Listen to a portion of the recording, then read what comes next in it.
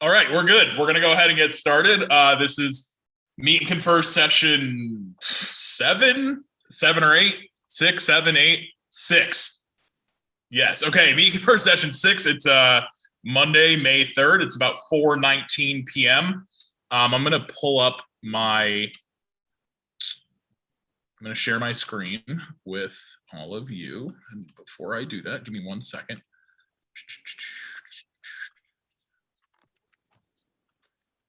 So, can everyone see this currently? Yep, perfect. All right, so this is Meet and Confer session 6. Like I said, it is May 3rd. Happy May. Oh, I hear my voice. Nope. Okay.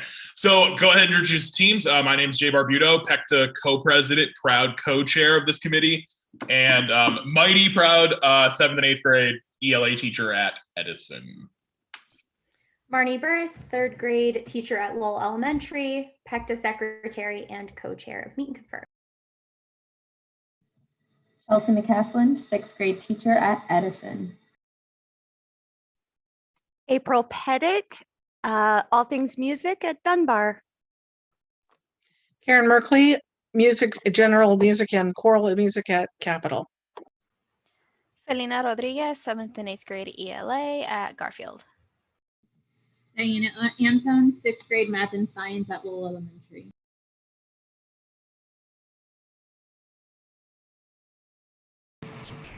On the administrative side, let me first and foremost start by saying Happy Teacher Appreciation Week. I got to hear all the ways that your bellies are getting appreciated by your staffs this week, but we really do want to wish you a very happy week and say thank you and how much we do appreciate everything you do.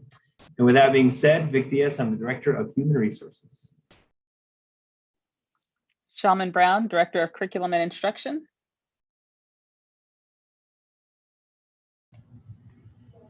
And Gina Millsaps, proud principal at the Home of the Dragons, and happy Teacher Appreciation Week. Kirk Homestead, principal at Capitol School.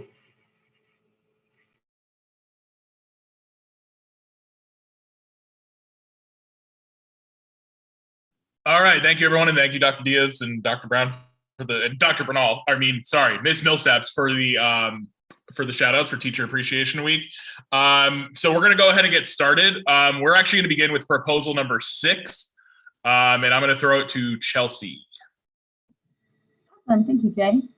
So we wanted to just step back to proposal 6, which we have already begun to talk about, but we made some changes since the last time we talked about it, and we wanted to share those asks with you to see if maybe we can come to a place of compromise. If you just go to the next slide, Jay. So we've narrowed it down to our first ask being teachers will be involved in the district's continuing process of creating unit plans, CFAs, and curriculum guides.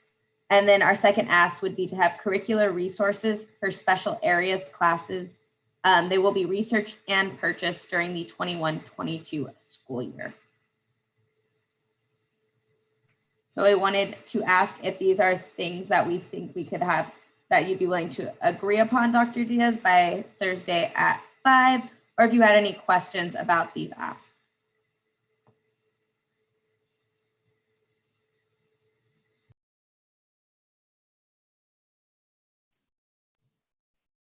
Just for ask number 2, when you're saying there'll be research and purchase during the 21-22 school year, is that then saying that they would be implemented in the 22-23 school year?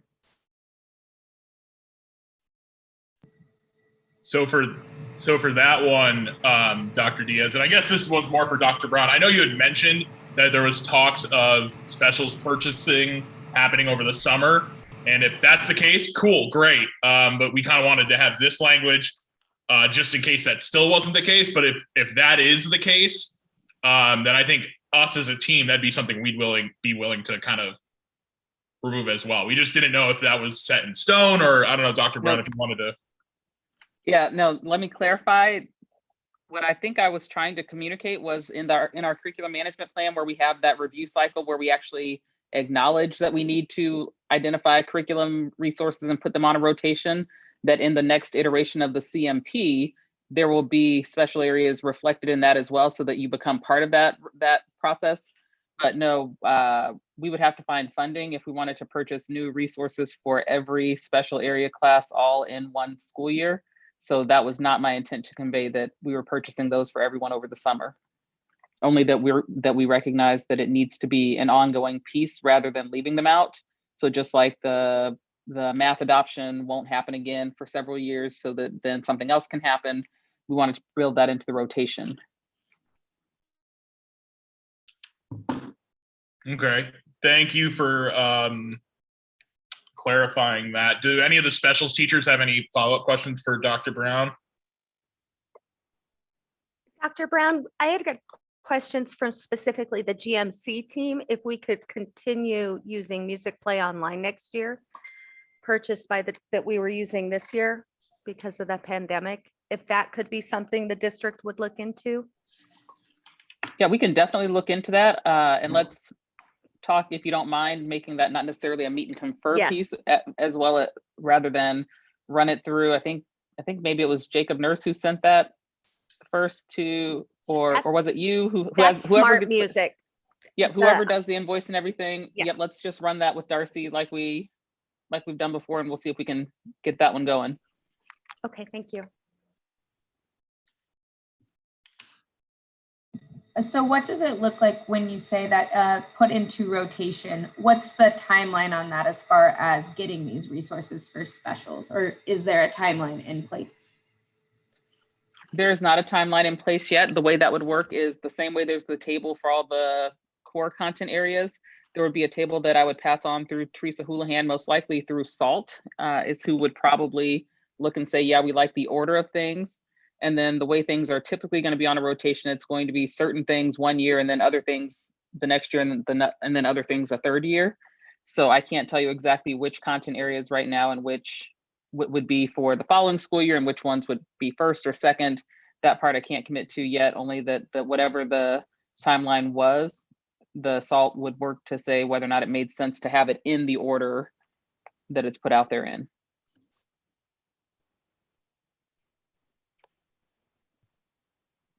So my concern would be that we have been put on the timeline, I don't know, probably 6 times in the last 20 years. What kind of a guarantee do we have that it's going to actually be followed this time through?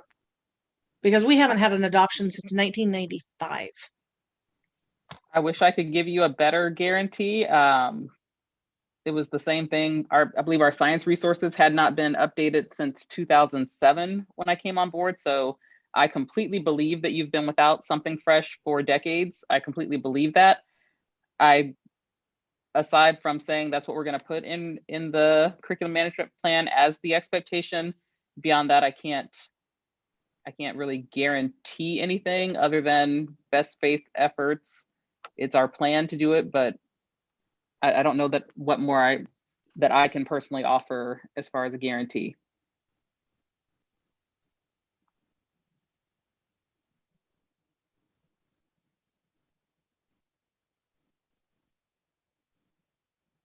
So then it sounds like we will have to get a response. It sounds like that's the response for ask number 2. I don't mean that in any other than that. It's no guarantees can be made about the purchased part. That's the part that the word we're struggling with right now. Is that fair? Purchase definitely has a budget implication that we would need to take back and see if someone has funding for that. So yeah, the purchasing, definitely. Research can always happen. For sure. Do you have totally, if you don't know, it's okay, but do you have a ballpark of what like a specials area curriculum resource costs? No. Okay. No. Well, I think that also varies based on content area and then what the resource is. Okay. And I can tell you, Jay, when we've looked at it in the past, it can go anywhere from $100 to $5,000 or $6,000. Okay. Depending on what the resource is. Okay.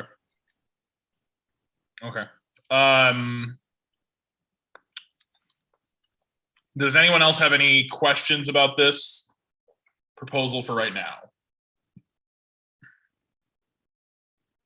If you could just send me this in an email, that would be helpful. And then I think, yeah, we can take a closer look at both of these asks and have a response Thursday at 5. Okay, so I will send proposal 6 counter language to Vic.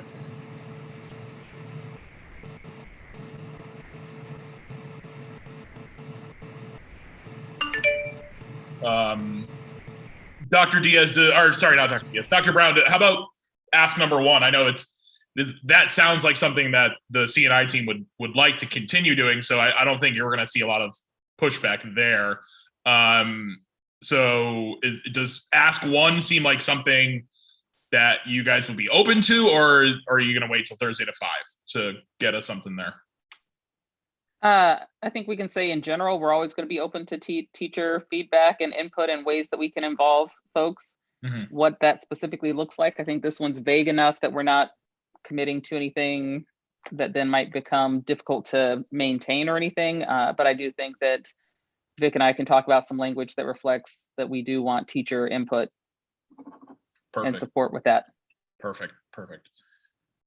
Sorry, I was asking a bunch of questions there. Anyone else from our team have questions? I can't see anyone, so I'm going in blind. Sounds like a no. So I'm going to throw it now. Sorry, Jay, I did have a question. I couldn't unmute myself. My bad. I did have a question for Dr. Brown. Can you give a specific example of how you've used our curriculum feedback to improve our current curriculum resources? Sure. So feedback up until recently was somewhat limited when we've asked for it through the channels, which is why we did it through the DCTM, so that more people could have a designated and dedicated time to give us feedback. But with social studies, for example, and Amanda, correct me if I'm wrong on grade levels. I know as the year was going on this year, she was getting feedback and modifying in real time or adding additional supports in response to teachers calling her or emailing her or telling her through the DCTM, we need more help with. So it was happening in real time. I'll also say the with math, for example, we heard that people were struggling with the pacing in particular because of the pandemic, and it was a new resource. And so that was a lot to take in. And so that's why one of the professional developments that we offered related to the new math program was specifically focused on streamlining the content and how do you get through more of the standards at one time, or which standards to really hit the hardest in a more consolidated fashion, so that teachers weren't feeling as much as if they were drowning. I won't say they didn't feel like they were drowning, because it was a tough year, I think, for everyone. But those are the types of adjustments we make and how we've tried to make sure that the PD responded to what we were hearing as well.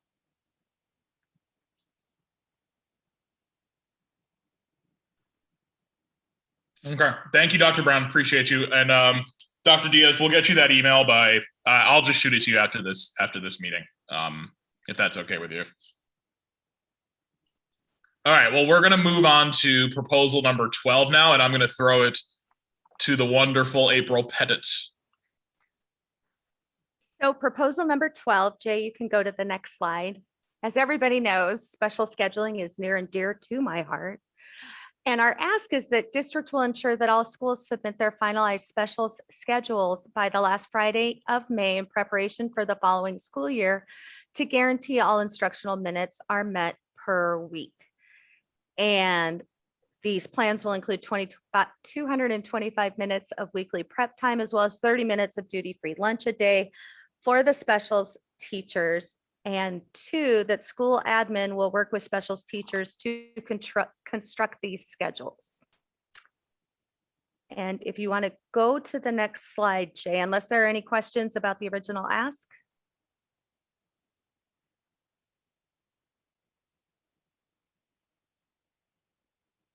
I'm practicing wait time. Good for me. The reason this has come up, and it's come up every year, is that there are roughly 51 special area teachers, and no 2 teachers are alike. The problem is that because scheduling is so site-based, that we have some teachers who, let's say, see their kindergartners for 30 minutes a week, others who see them 90 minutes a week. Some schools have electives, some schools don't. We have to base our testing around classes we see. For general music, it is second grade. For PE, it's 8th grade. If a school doesn't have electives, that can be problematic for a PE teacher trying to test 8th grade students. So our ask is that we have a minimum of 45 minutes per content area, art, music, and PE, per grade level twice a week to equal 90 minutes at a minimum, twice a week for art, music, and PE. And I'll stop there for questions for a moment. Okay, so just to make sure I'm clear, April, we're not talking about the planning time anymore. It's at this point, it's a minimum for instructional like content time that you're. And I as a facilitator, I hear almost weekly that it's contact time with students that special area teachers are concerned with, not their prep time. Let's say, I mean, that is a concern, but it's always, I don't see my kids enough. I don't see my kids enough is the number one complaint I hear. And there's such an incredible variation from site to site that it becomes an issue of equity for both the teachers and the students. We still have a school that does block trimester scheduling. So for example, 3rd grade will go to PE every day of 1st trimester and then maybe not again till 3rd trimester, or maybe not until the following year. So no other content area would we ever teach that way. We wouldn't teach all day ELA for a trimester and then not again until the next year. And that's just an example. And the ask was at least 45 minutes, 3 times per week, K-8? Twice a week, K-8. Twice a week. And also I know it becomes a sticky situation when you have traveling IM teachers trying to make a schedule that's equitable. And also about electives. We have some schools that have choir, some schools do not, some schools have guitar, some schools do not. And it becomes very difficult, as you know, to write a curriculum when, let's see, school A has 2nd grade 3 times a week and school B sees them once a week for 1 trimester or every day for 1 trimester. It's very hard to write a curriculum that can encompass everything like that. If I could just interject, and I do think this is very important, but I just want to make sure we're clear on process. This was not in the proposal as written. I think the proposal is written just so that a schedule would be determined as opposed to the requirements of that schedule. So is this in addition to the proposal? Jay or Karen? Go ahead, Karen. It's more of a clarification for the proposal because we looked at the minutes, and in order to make the minutes for prep time equitable and in order to make that consistent across the district, 45 minutes makes the most sense as far as scheduling goes. Because then you have 45 minutes every single day for gen ed teachers to have preps, which makes 225 minutes for the week. So if we could get that in writing, then I think that would be very helpful, just to make sure that we're being clear on what the clarification on the proposal is. In terms of the 45 minutes then, and how you sort of came up with this, did you look at a specific school schedule to build that? Were you just looking at minutes sort of in a conceptual way, or did you actually build out a school schedule? There's a couple of different ways that it came out. A number of years ago, we were told that we should look to have 45 minutes twice a week with our kids, and that we needed to talk to our principals about making sure that that happened. So we came up with it, through that. And then additionally, we looked at the minutes that the state requires and combined that with that information and came back with 45 minutes twice a week. Now, at my particular school, because of the way that we're set up, we actually have to rotate ours at the trimester, so that I see the kids 45 minutes twice a week 2 trimesters, and one trimester I wind up seeing them once a week for 45 minutes. But that way it's still consistent, and over the year they get the same amount of time in all of their specials. But that's just because we had, at the time that we wrote our schedule, we had such a wide school. Now that we're moving to kind of a skinnier school, we'll have to adjust that a little bit probably. And the times that are shown here, we took directly from the special area teachers' schedules that they submitted to us. So these are their actual, yeah, go ahead. Yeah, go ahead. I was just going to say, now some of these times are different because of the pandemic this year, but for the most part, it is basically laid out this way. And if you look at it, you can see that some schools, it's not even the same within the same grade level. Like Edison's got one class is 50 minutes, one class is 85, and another class gets 100 minutes.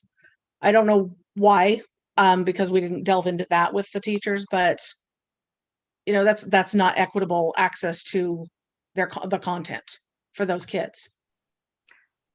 Jay, can you go to the next slide, please, if everybody's finished? And so some questions that we had based on this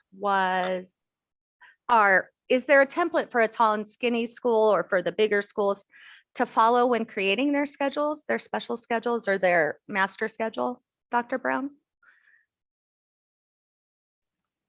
There is now, but this will be the first year that we're running that. So principals are going to see that tomorrow at our leadership team meeting, what our schedule looks like to make sure that we're meeting some of our commitments. So if it existed in the past prior to me getting here, it's possible, but we're unveiling one. Awesome. And then do schools have to use a standard 5-day schedule, or can they come up with like an alternating 6-day schedule to make the times work however they can? I know it's very site specific. Let me give you I'm not sure on that one. Okay. The only reason I ask is I know that some teachers and principals were under the assumption that the state would not let them do a 6-day schedule that would alternate, and I was not sure of that answer either. Yeah, and I don't want to misspeak on that one. So let me confirm what I think I know before I commit. Thank you. And then do you have any data, or how effective has specials attendance been through this pandemic? Is there any data about attendance for specials during distance learning that you've been able to collect? So effectiveness, I think it's kind of a loaded term, so I don't know that we can speak to that. Attendance in general, we do have attendance data, but I don't know if we've broken it down or if we have a way in our systems to break it down specific to special areas or not. I'm sure that Dr. Ailshire or Brent are either listening or will listen to this later. So if they do have some numbers, then I'm sure they'll kick those to us to include in our response. Awesome. And then another question we had is middle school electives. That seems to be a sticking point at some of the sites about the availability of electives for just middle school, either 7-8 or 6-7-8.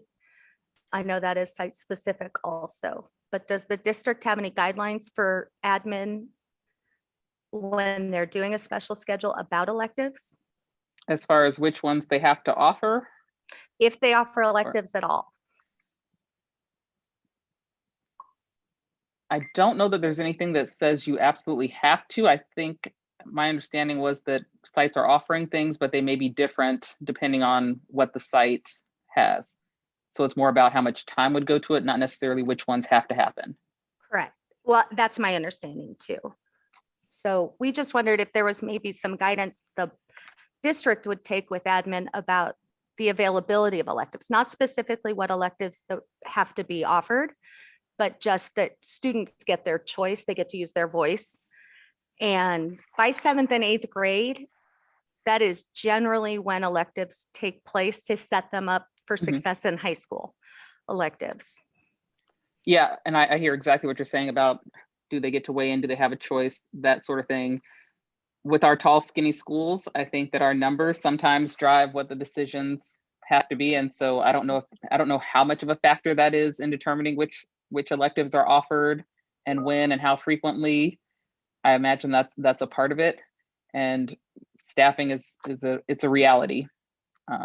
So to that end, I don't anticipate any drastic mandates or shifts effective in the upcoming school year. It's something that I know there are principals on the call who would be more than happy to have the conversation and brainstorm and think about what are some of the challenges that prevent us from being able to implement choice more often at our sites, but I wouldn't anticipate drastic shifts for next year. Okay. And one thing to Dr. Diaz, to your point about the ask, and how this specific, give me 1 second, this specific part wasn't part of the ask. No, this detailed right here, we could put it in writing to you and it wasn't part of the ask, but like the actual ask itself says, you know, we're guaranteed instructional minutes are met per week. The school admin will work with special teachers to construct these schedules.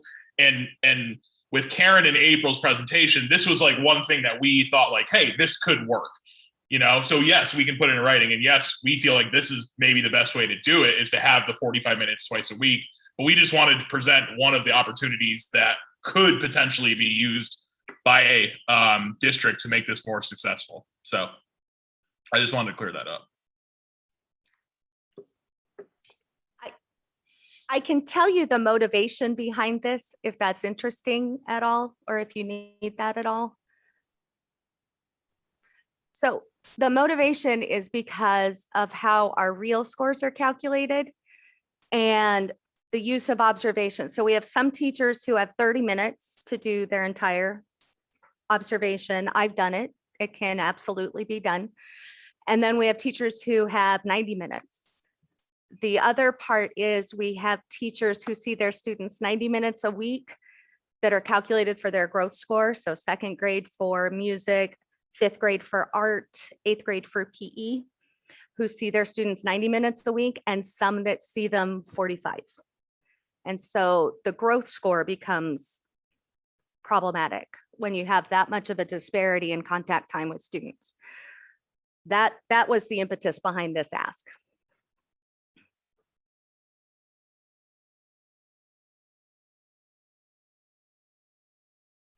Thank you for that, April. Thank you. Can I ask also then, going back to the proposal, and I think that that's very understandable. I think also, you know, making sure that all of our students have access to the special areas that are going to motivate them and inspire them for years and years to come is certainly behind this as well. Are you seeing that these schedules are not finalized before that first Friday in May? Are you seeing that these are being changed significantly over the summertime? And then going to the weekly prep, are you seeing that 255 minutes is not happening and that 30-minute duty free is not happening?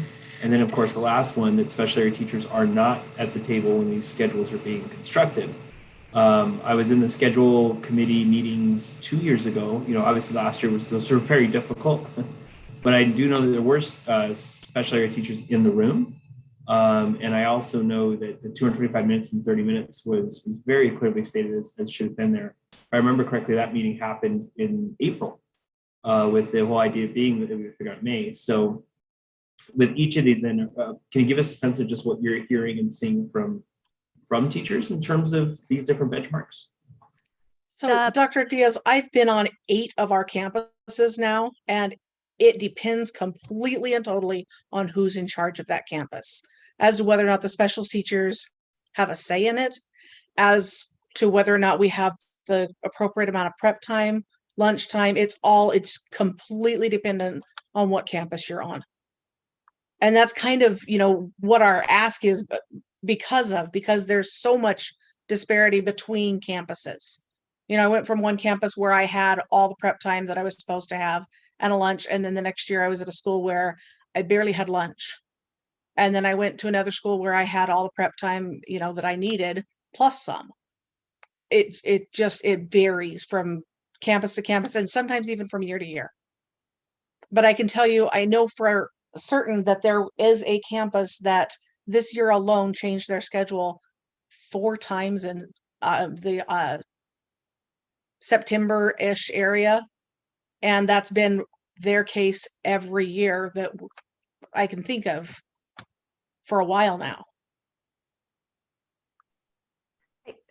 I should add that we understand that schedule changes are necessary during the year, that things happen, teachers leave, teachers come, and sometimes, knock on something, you might lose a teacher after the 10-day count, and that schedules do change.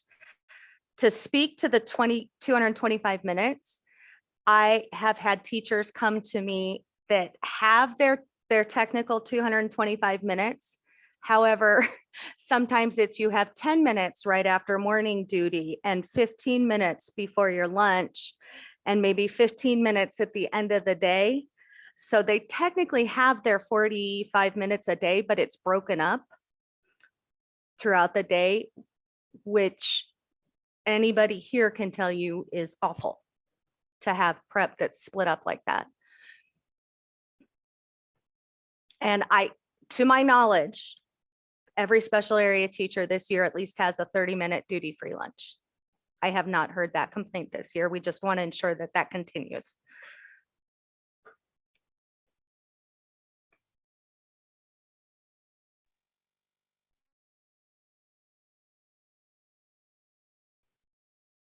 And one other thing I just want to add is that when we talk about special area teachers, there are 50, you can probably answer this, Dr. Diaz, 51 special area teachers. That's a big group of teachers that sometimes don't feel heard or valued because of the way our schedules are created. And we want to avoid that because we want every position filled.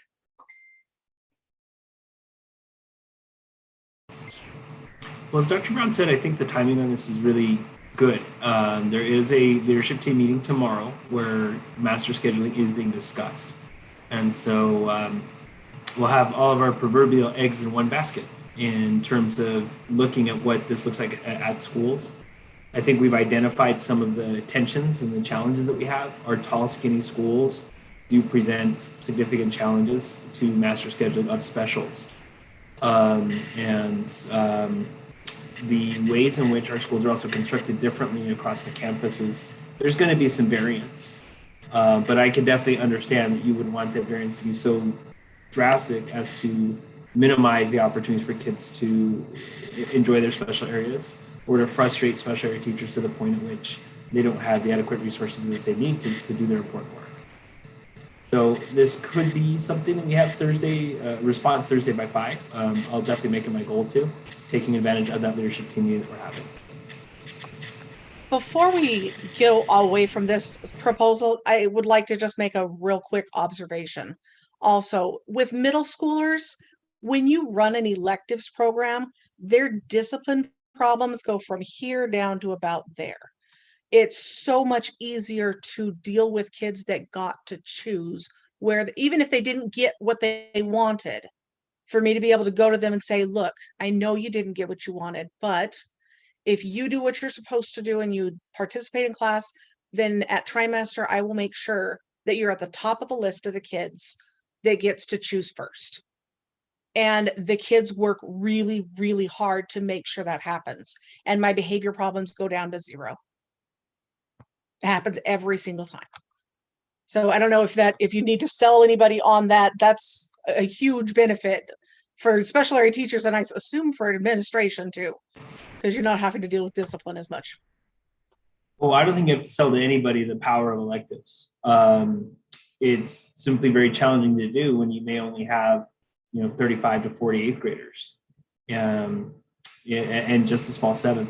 It also creates some balancing problems. If we go into the class size agreement, we need to make sure that we have balanced out homerooms pouring into those balanced out special areas.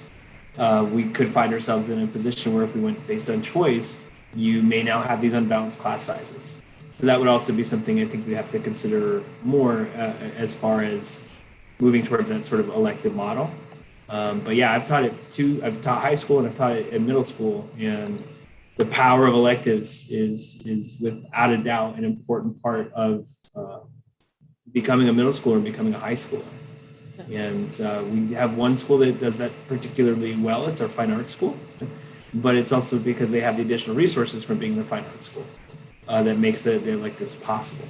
So for our other schools that don't have that as a signature program, it certainly presents some more challenges. Right. And I can tell you for us, that's why it is that we have the rotating where if you didn't get your first choices, you get to choose first the next time, because we only have so many electives that we can offer. And I think mostly our kids are pretty understanding about that, but we're also really creative about giving them options. We're a little more limited right now because of COVID-19, but hopefully that'll go away soon.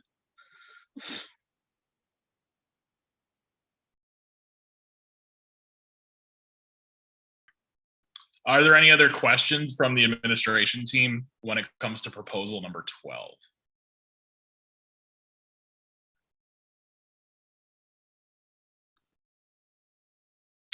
All right, well, we'll move on now. Thank you, Karen and April. We're going to move to proposal number 4 now, which is communication, and I'm going to throw it to Diana. All right, so if you could go to the next slide, please. All right, so we kind of broke communication into 2 asks, and this is our first ask, that by the start of the 21-22 school year, that the district is going to be responsible for creating an organizational chart that is distributed to all staff. These need to be updated regularly and provided in multiple languages, both physically and digitally. Jay, can you go to the next one? And then our second part is this, that the organizational chart is going to serve 2 purposes. It's going to create a chain of command for communications at district and site-based levels. And it defines the clear responsibilities for disseminating information. And so I'm going to kind of lead into some questions and some facts for you, Dr. Diaz. So, and please correct me if I'm wrong, but I do recall you kind of stating that you felt our communication was really done well in this district. Does that ring a bell? Do you remember saying something like that? Not particularly. Okay. So, I think that there's always a lot of improvement in terms of our communication systems. Okay, and so with that, in February, we did conduct a survey, and out of 190 responses, 61.6% said that they felt that our communication was not effective whatsoever. You only had 11.1% of that 190 say that it was good. We have anecdotal data of, and kind of creating a theme that we need consistency across the districts. Each site do their own things in terms of communication, and it's not equitable whatsoever. And then going kind of tying back into those organizational charts, we found, again, this is anecdotal, that we have charts in place that have people still in these positions that are no longer even with us. And so it's kind of interesting, we, supposedly get these updates, but in reality, it's not being updated regularly. They're not being provided in languages that are related to the families that we have. Families come in saying, who do we speak to? And, no one's giving them clear directions. And so this is kind of our hopes of building that gap of just general communication between staff, their district, and even our families. And so if you have any questions, yeah.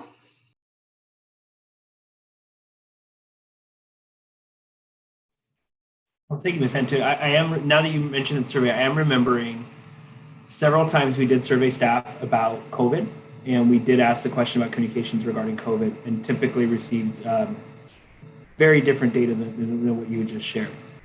I suppose one of my questions in terms of an organization chart, it feels like you might actually be looking for is a communications chart as opposed to an organization chart.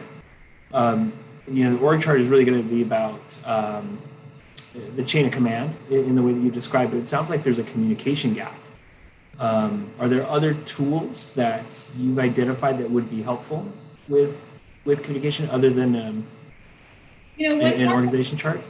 One thought that comes to mind is, do you feel that principals are held, so this is kind of where my thought process is coming, but do you feel that principals are held to the same regard in terms of how they communicate to their sites? Because I feel oftentimes that there's that communication gap because principals are doing things so drastically different. And so it does bring up the idea, like, where are we holding them accountable? If you receive information, why aren't you, you have it within 24 hours to sit on it and then send it out to your teams? Or, hey, we're not going to make sure we're, it needs to come out in an email, or it needs to be conducted in a like a Zoom call, whatever it needs to be. But it just seems like part of the communication issue is because of how different things are. So I would think that is one thing that we could do. In terms of the organizational chart, maybe like you're saying, the like a communication tree. I think oftentimes even just us as staff, we're unsure of who do we go to in regards to this situation. We're just given a list of names, but who do we directly go to for a certain problem? So even just something regarding, along those lines. I think I answered your question.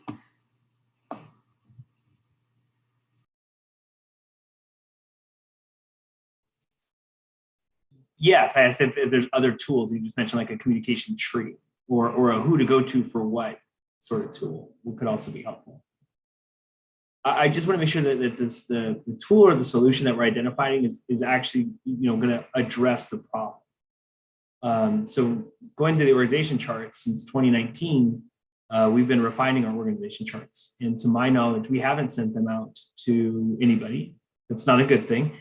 And your proposal has certainly kickstarted quite a bit of discussion that it's time for us to start illuminating what we've been doing with this project. And so I'm not sure what organization charts you're referring to, but that is certainly an update that we're preparing for the summer. But that wouldn't exactly tell you or clean up a communication channel. It would certainly clean up just an organizational assessment, and it would clean up this idea of chain of command. Though not necessarily, again, the communications piece. But it also sounds like the communication, I feel like you're also talking about just consistency across campuses with certain initiatives. I wouldn't say that inconsistency is a sign of miscommunication. I think that those inconsistencies could come from other places as well. And so I'm wondering, if those are inconsistencies that exist because of just idiosyncrasies that happens on campuses. And we've said so many times during Confer this year, every campus is a little different. Every staff is different. Or if the data you have is saying that those differences in what's happening on campuses is due to miscommunication, somebody not receiving a message or somebody misinterpreting a message. Yes, and so when I looked through the data, that was what I said, the inconsistencies, that's just the broad term that I used. But when you look specifically at the responses that they gave, they strictly stated each site does things differently. And so you have some staff getting told a whole week before another school site. And then it just creates this, chain of gossip and whatnot. And, is this true? Is this just coming out to one site? And unfortunately, this is something that us as teachers saw consistently through the last year and a half with the whole COVID and everything. And so as teachers, as educators, we strive on communication. And so we are just asking that, if we could potentially hold principals to a different standard of, everyone has 24 hours, you can deliver it as you please, but it needs to be done so. Rather than, like I said, sites waiting a week. And so teachers are emailing, texting, whatever it may be. And so that's kind of part of it, or we're not communicated everything that was said coming from district. And so even information is being withheld because we all communicate with each other. So one site's being told this versus another site's being told something, do it this way. And so we're just feeling that communication is not coming equally to campuses. It's not being distributed equally as well. And so maybe it's, finding that place of, hey, principals, this is what we're doing. We all need to abide by this kind of situation. And then also like referring back, what do we tell families? Because that even, it's just a constant role of communication. So we're all being told also to deliver information to our families differently. And so if we want to keep things equitable, we all need to be held to the same standards. And unfortunately, that's just not happening. And so one example that I think about recently was kind of this conversation. And, I'm not going to call specific sites out by name, but the discussion about like the Galileo testing and how that was kind of, you know, or nixed or whatever the word you want to use, right? It's like some campuses knew like within 20 minutes and some campuses didn't know until you emailed them, Dr. Diaz. You know what I mean? So there's like this mix, and as the union co-president, like I hear all this stuff, right? So it's someone's asking me about this and I'm like, wait, I don't even know what you're talking about. So it seems like like Diana was saying, there seems to be some type of disconnect from that information that is originally stated, and then when it gets brought down to the site level. And to be honest with you, I don't know if this is the only solution, if this solution will work. But this is our proposal because it's a start. It's the start of the conversation, and I appreciate you acknowledging that, as well as our proposal, and like your conversation has kind of gotten the ball rolling with this discussion in general. That's really helpful to know too, because it shows that you guys are listening, which is great. But that was just one example recently, because the COVID discussion that Diana brought up, like I get that was fluid and like that was a roller coaster, right? COVID was a roller coaster. But with things such as this Galileo, which was kind of related to COVID, I guess you could put it that way. Like I said, some sites knew the morning after and other sites didn't know until you sent that email out. So it's kind of just, it's tough, you know? And to add upon that, another thing that I recall is that different sites were told what to tell parents in regards to, you know, if you choose online, you're online the rest of the year versus, you know, if the parent preferred, hey, you know, you can start in person. And if it turns out to be something that's not okay, you could revert back to online. But I know for sure that there are sites that were saying, no, what they choose is what they choose. And so, you know, that's going back to something that recently occurred as well. And so, like I said, you know, this is just our hopes of trying to start building the communication gap and just starting with one, you know, this is that first thing, like Jay was saying, that first step in order to start helping alleviate all of this miscommunication.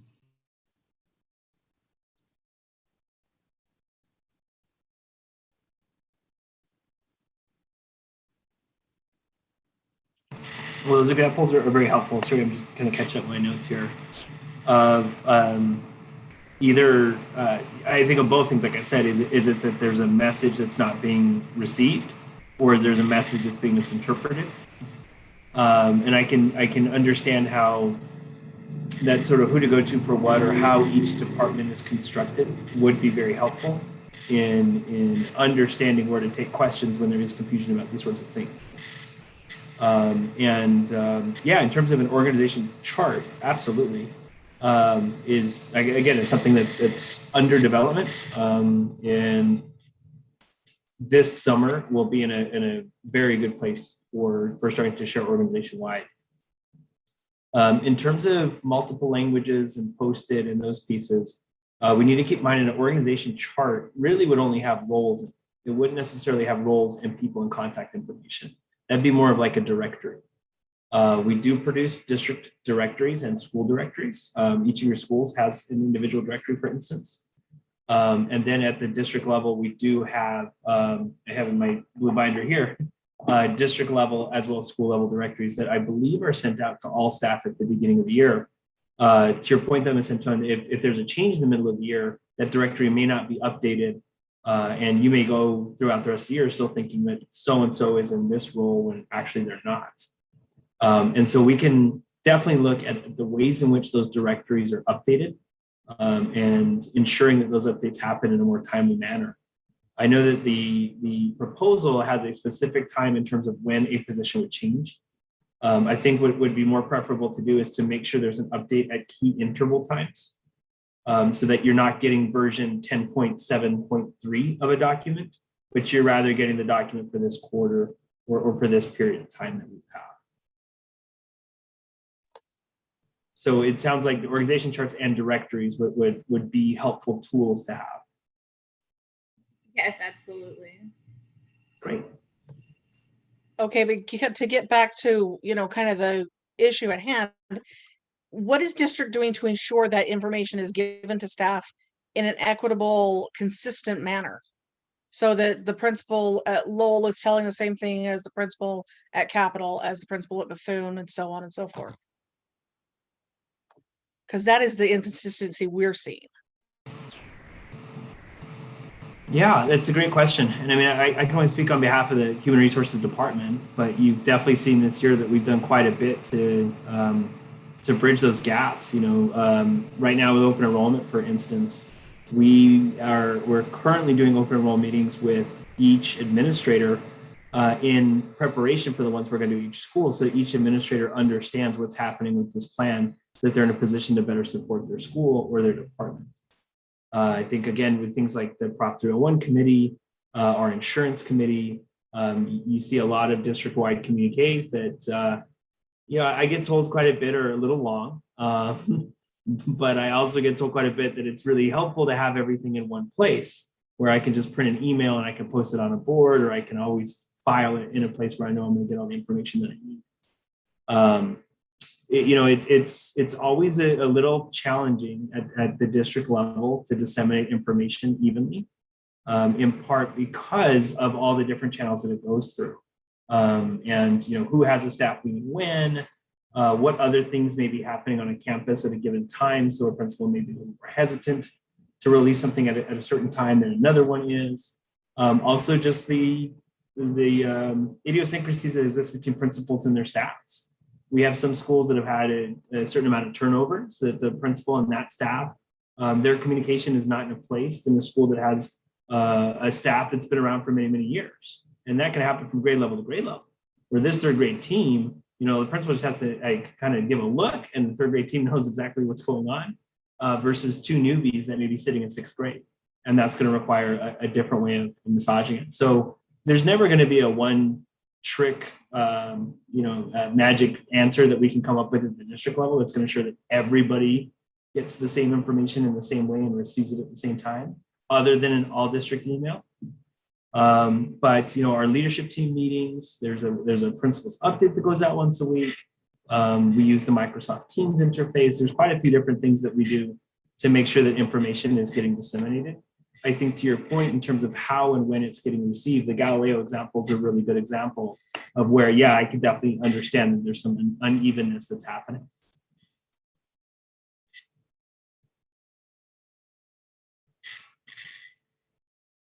So then I guess my question is, based on this proposal, it's asking for transparency. So how will you ensure transparency in regards to communication?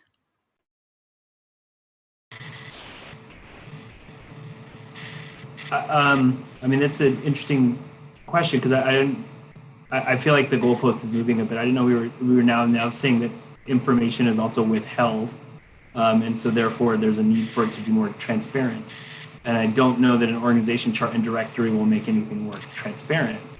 But I think what you have seen consistently is a commitment to transparency through the committees that we run, through the communication channels that we have.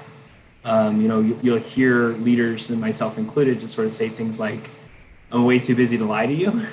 And there is no incentive in doing that. And so we do want to make sure that we're being open and we're being honest in our communication channels, but also that we're doing a lot not to have this sort of mass communication where things are always coming from the top down, but where we're having participation, particularly on things like committees. If you look at something like the insurance committee, for instance, that we had insurance committee members involved at every level of that process. That just ensures that you're going to have higher transparency. And of course, then you're also going to have better communication, just because you have more people in the room who are able to understand the delicacy of communicating a certain amount of information.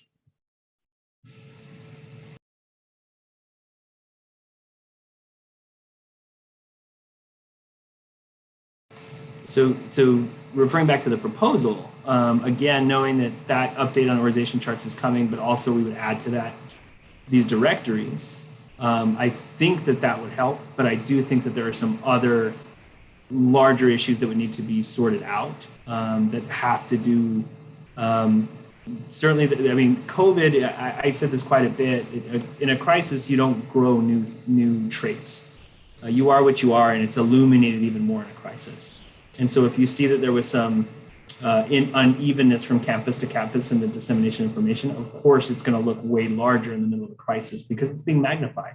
And all of a sudden, we are communicating things where hours matter or where days matter. as opposed to other times where, it's not that big of a deal if you get this piece of information on a Tuesday versus a Wednesday. Clearly during COVID, that was much more important. So I think relative to the proposal, there's quite a bit of agreement I think that we have here. The challenge will be to see the extent to which these tools address those issues.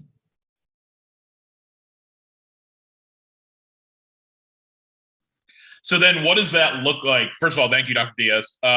What does that look like then in terms of a meet and confer language agreement? Is there some things from here that you could probably agree to, and like on Thursday at 5 we'd agree to, and then maybe counter with something else to kind of go at the roots, like the systemic issue of whatever it is that we need to fix, right? Absolutely. Yeah, absolutely. That's not going to get fixed in one sentence of a meet and confer agreement. Right. But tell me if I'm wrong, but it sounds like there's some stuff here that could be agreed upon by Thursday at 5. Oh, absolutely. Absolutely. Okay. I think Thursday at 5 we'll have some language. And of course, the language is only going to be the first part to the point about transparency, that we're showing this is the commitment, this is what we're going to do. And that language will refer to summer, and that during the summer organizational charts, there will be an update on that that will happen at an organization-wide level. So it will certainly be felt by certified staff. And then those directories at the district level. Again, we create these directories that have all the folks in plant services, as well as the Emerson Court, as well as the leadership structures on each school campus. Those are things that we make here that I'm not sure, again, that we share out, and we will make sure that we start to do that. So you do know who to go to for what, or who serves in what role. Great. Great to know. Any other questions from the team? Either side? I would just like to add something to Dr. Diaz. I think the directories are helpful, and they are there to have the phone numbers. But I'm someone who's a new employee this year. I felt that the directories could have given more information as to who to contact for what. Because I felt like I was actually wasting other employee at the district office time because I was emailing the wrong people, when it could have been as simple as there was a directory and a chain of command, so I would know who to send the right email to. So just something to think about when evaluating those directories and how to make them more effective for staff members. Absolutely, that's definitely something we could do. And never wasting, I don't think there's anybody in the district office that would say you're wasting time with an email. And we're always happy to put people in touch with people who could be more helpful. If anything, we may be wasting your time because now you have to write 2 emails instead of just the one. So the clearer that we can be with the org charts as well as the directories, the better. And if there are other tools, again, that would be helpful for communication, by all means, feel free to let us know. And we can always take a look at something and seeing if there's a good organization practice out there that we're not doing, that we'd want to make sure that we start doing. For a new employee like you, Chelsea, it's always helpful to have that kind of insight. You're seeing things with very fresh eyes, and we always appreciate it. All right, well, just doing the time check, it's 5:18. So if it's okay with both teams, I'd like to move on to kind of scheduling and asks for next week. We're kind of we're not running out of time yet, but we're getting there. So Dr. Diaz, is there anything for next week that A, either you want from us, or B, something that you want to bring to the table next week for sure? Yeah, thank you for that time check. So in terms of bringing to the table for next week, I mean, and thinking about running out of time, we are starting to get really close to the deadline here. If it's our intention to bring the meet and confer agreement at the May meeting of the governing board, which I think that is our intention, that meeting is currently scheduled for May 27th, which means the agenda will be set on May 21st. Which is typically built on May 19th. And so we would want to make sure that we have a substantial agreement in place the week of May 17th. So that would give us next week, basically, as our last meeting to have that ready for the 17th. I don't want to rush it because if push came to shove, we could obviously go into the June meeting. We did that last year. But I think it would be helpful for us to think at what, are we at a point where we are meeting away? And I think this Thursday at 5 p.m. is going to be a very important deadline for that. Because if I think about this Thursday at 5, we're going to, so maybe if we go through each or the different proposals, we've already have agreements, general agreement. I think we need to formalize it in proposal 1, proposal 3, proposal 11, and now it sounds like proposal 4 as well, and potentially 12 and 6. So we have a lot of these agreements sort of close to each other. So I think we should use the time between meetings to formalize the ones that we can.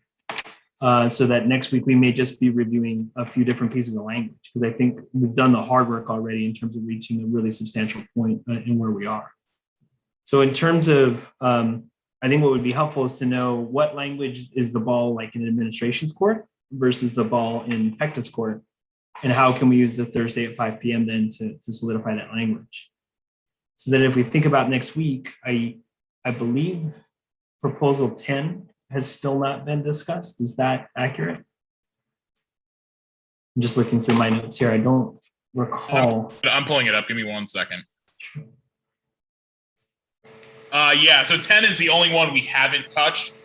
We were planning on bringing that one to the table next week, if that's still okay with your side. Yeah, I mean, it certainly would be. So I wonder if we could do 10 and then fine tune all the language with the other ones. Mm-hmm. I feel like we're that close, but I mean, I do also feel like it's going to take some work off the table, so to speak, in terms of fine tuning this language over the next few days. Right, and what I'm gathering from you is any compensation talks from whatever bucket we're talking about, that necessarily might not be happening during these meet and confer discussions. It would be happening, I don't want to say offline, because that sounds like it's clandestine. That's not what I'm trying to, you know what I mean? No, I think it happened with the next committee, because it does look like what the timing is going to warrant for the Classroom Site Fund is that we do reestablish the 301 committee this summer, potentially even by the end of the month, and have that committee take a look at the Classroom Site Fund, because we're still vague on exactly what the legislature has said it is going to happen with it. And we obviously don't want to make an agreement if we're vague. We want to make sure we're clear. And so that just might get punted into 301. But that could obviously be in the meet and confer agreement as well, just to make sure that you do have that good faith agreement that in the form of Classroom Site Fund, there will be compensation increases. Yeah, that makes sense to me. So it sounds like Prop 10 is the one thing that we, as an association, still have to bring to the table to discuss. And then the rest of the discussion on Monday will be kind of going proposal by proposal and seeing adjustments that have been made, language that's been agreed upon, and then we can go from there. Sorry, Correct. That can happen offline. That can happen offline. Yeah, exactly. Yeah, exactly. Okay. I think we do have proposal 2 on the table, or it's tabled, excuse me. Proposal 5 is also tabled. Mm-hmm. And so we do also need to know which direction we move in with those. So I think we can really start to piece it together between now and the 10th, and then use the 10th as a chance to hammer out the last pieces of it with us in a timeline to have an agreement in place that week of the 17th. Okay. That we could prep for the governing board, but also take to the membership as well. Okay. Yeah, that works. So do you want us to get you all that language by Thursday at 5? Let's talk offline to see if we could do it ahead of time, so that Thursday by 5 we can hammer out final pieces of it. Okay. But just consolidating, maybe we can do that a little earlier. Okay. Yeah, that sounds good to me. I was wondering, Dr. Diaz, one ask that we have, and I'm guessing you know where we're going with this, but I'm just going to ask it anyways. Is it possible for you to get us? We don't need names. We don't need salaries. What we want right now is just a breakdown of the certified staff by position. Is that possible? Yeah, absolutely. Okay, if we could have that Thursday by 5, that would be fantastic. So, for example, we don't need like specials teachers. We just need classroom teachers and the whole list. You understand? Yep. Okay, we would appreciate that. So from IEIS down to classroom teacher. And just the number of FTE that's correct. The number. Yeah. Okay. Correct.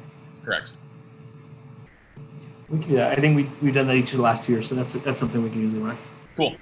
All right. Is there anything else that we need to go over today, or asks that need to be finished? On our end, we'll get you the agenda by Thursday at 5, of course. We're gonna send you the proposal counter language to number 6, and then we're gonna talk offline about the rest of the language for the document. Correct. And then on your end, you're gonna hook us up with the data I just requested, and then give us counter language or agreement language to 12, 4, and 6. That was not I in think order. you are correct. Sorry, you're doing your numbers in like a different order than I have them organized, so now I'm like jumping back and forth. Reading teacher, so 12, 4, and 6. Yes, 12, 4, and 6. Yes, sorry. The district is... I was going to say 6, 12, and 4, but yeah, sorry. I'm just juggling all these numbers. 12, 4, 6, and then we are doing agenda and ironing out. Okay. All right, I think we're good for today, so I'll go ahead and call this meeting at 5:25. Thank you, everybody. Thank you. Our team, can you guys hang on for 1 second? No, April, okay.